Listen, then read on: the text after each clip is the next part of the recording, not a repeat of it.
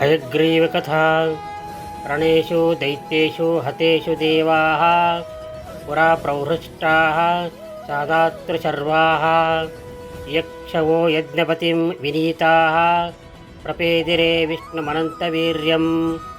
दृष्ट्वा च निद्रावशगं प्रभुं तमदिज्य चापाग्रसमर्पिताश्यम्। आश्चर्यमापुर्विबुधा न कोऽपि प्राबोधयत्तं खलु पापभीत्या। हरेस्तदानीमजसृष्टवम्र मुखार्पणा कुञ्चितचापमौर्वी। भग्नादनुश्चार्जवमाप सद्यस्तेन भवत्सोऽपि निकृष्टकण्ठः। कायाच्चरसोत्पतितं मुरारेः पश्यत्सो देवेषु पपातसिन्धौ। चेतः सुराणां कदने निमग्नं हाहेति शब्दः समहानभूच्च।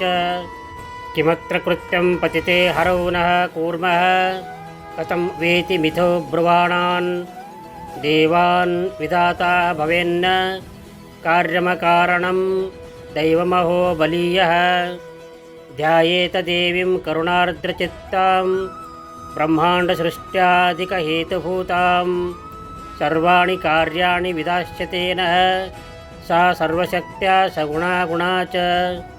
इत्यूचुषा प्रेरणाय विधातुस्त्वामेव वेदानुरुवुः सुराश्च।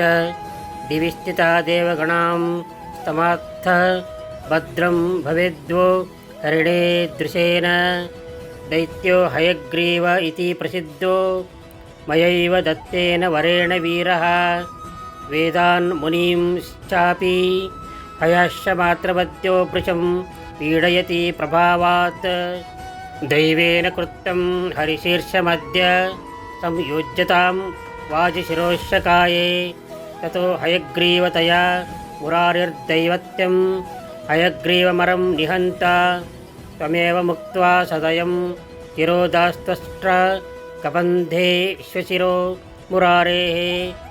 स्वं योजितं पश्यति देवसङ्घे हयाननः श्रीहरिरुत्थितोऽभूत्।